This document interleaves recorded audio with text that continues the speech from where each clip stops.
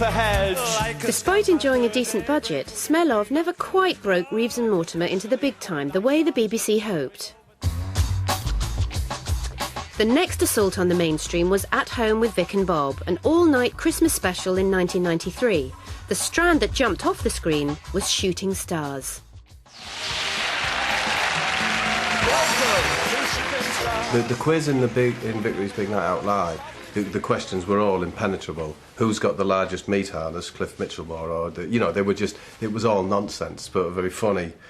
And so we thought, well, if we make it half proper quiz, half Vic Reeves' Big Night Out quiz, it might actually be broadcastable. Wendy, Patrick Moore was the first person on television to swallow a fly live.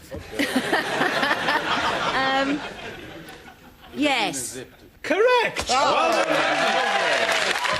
That night, I think we just sort of tried to do quite a straightforward quiz, I think. Yeah. It fitted into that evening with Vic and Bob, and it went down very well. So well, in fact, that the BBC commissioned the first series of Shooting Stars in 1995 and inadvertently changed the TV panel show forever. The Beeb felt this format could introduce Jim and Bob's unique brand of silliness to a wider audience. So, Jim and Bob put together a team of trusted allies from previous productions. The first recruit was producer Alan Mark. Welcome to Shooting Stars, welcome, whoever you are. They asked me to get involved, and that was kind of a deliberate attempt by Jim and Bob to broaden up their appeal by, doing a kind of, on the face of it, was a quiz, but was completely sort of perverted by their sort of style of comedy. Also back on board were two Smell veterans.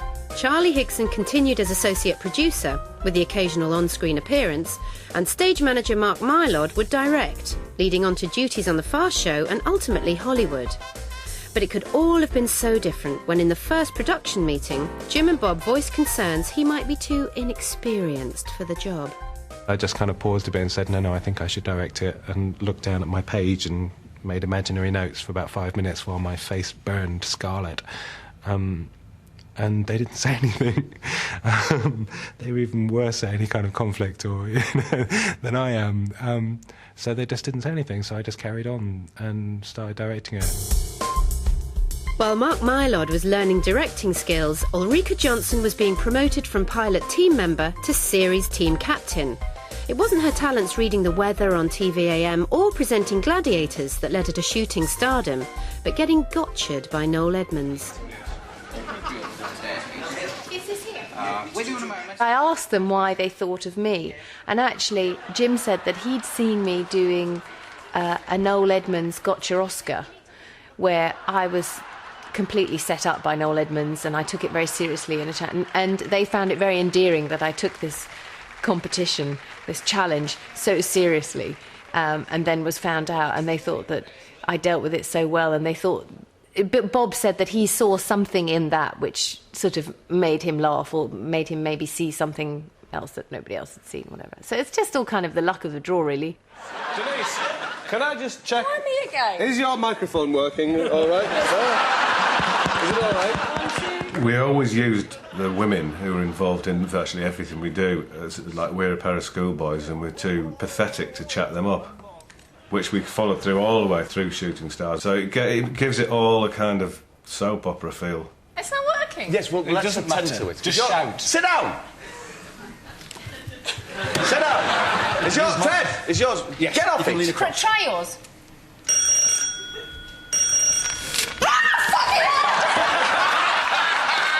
Bob was always, like insulting Ulrika, but you knew that he quite fancied her.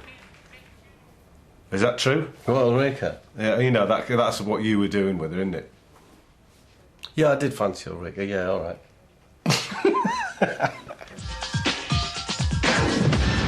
They had their beauty, now they needed a comedy beast, and stand-up Mark Lamar became captain of Team A. That's absolute crap, and you know it. No. We were doing something at Teddington. And It was The Word, wasn't it? It was the last ever Word or something. Yeah, The Word. Because he was on The Word, and Yeah. he said he was out of a job now. I said, well, why don't you come and work for us? Lovely, Mark. Have you been doing... No, whatever it is, no. Lies, lies, lies, lies. Jim and Bob quite liked the idea of getting a sort of an acerbic, quite grumpy stand-up involved, who they could kind of work against almost rather than with. And Mark Lamar was on the circuit being, you know, quite the sort of gruff type of guy he is. Hi, Mark. 50s, greasy, greaseball Mark. You said it. Yeah, you said it. They said, would you be involved in the show, and we'd like you to sit there and, you know, if you want to be funny, you can be, otherwise just moan at us all the time. Mark, do you want to go? Take it off him. Go on, give it a Mark, he'll have a shot.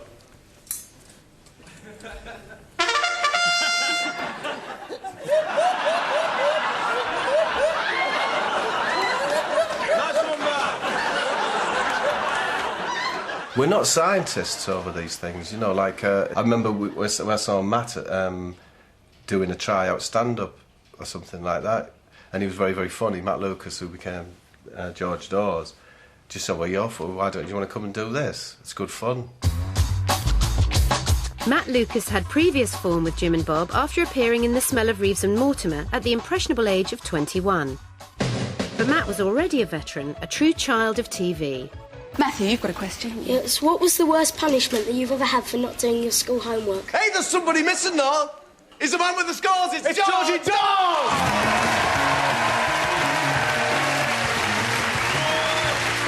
Well, the name George Dawes came from Jim and Bob, definitely, and they wanted me to wear a nappy.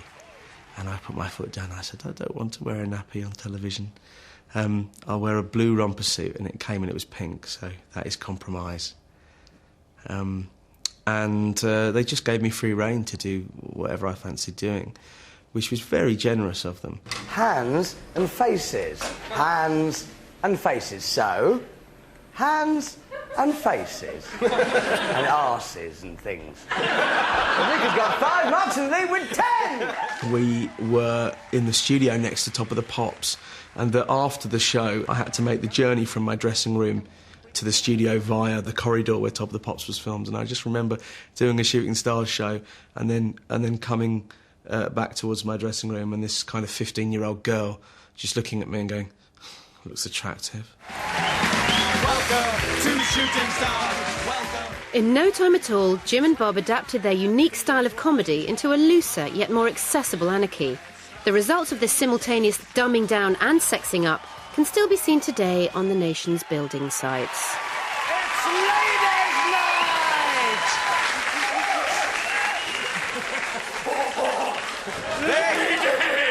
Ladies! Vic! Oh. Yes, Vic, yes! Oh, ladies! I think the one that sustained best through all the series was probably Jim's leg rubbing stroke is, what's the word, lasciviousness.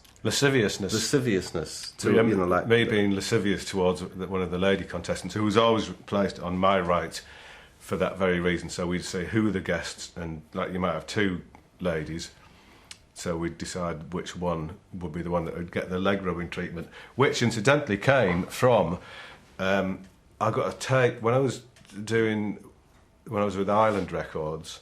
They gave me a tape of some demos that people had sent, and one of them was this old bloke who was singing Christmas songs, and you could hear him going, like, rubbing his trousers as he was singing the songs to the children. So, hey, Santa's here, and he's brought the presents. Russell, this is your question. Jim and Bob's mutual love of the absurd found a natural home on Shooting Stars, the shining example of this being the club's sing-around.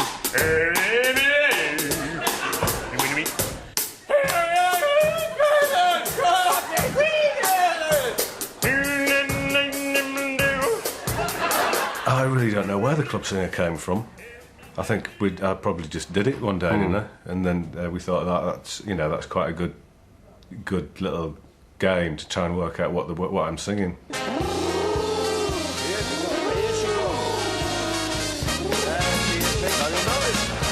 We were on tour, and we were coming around through Leicester, and we were listening to local radio, and there was a bloke on there, and he was going, it's a dove.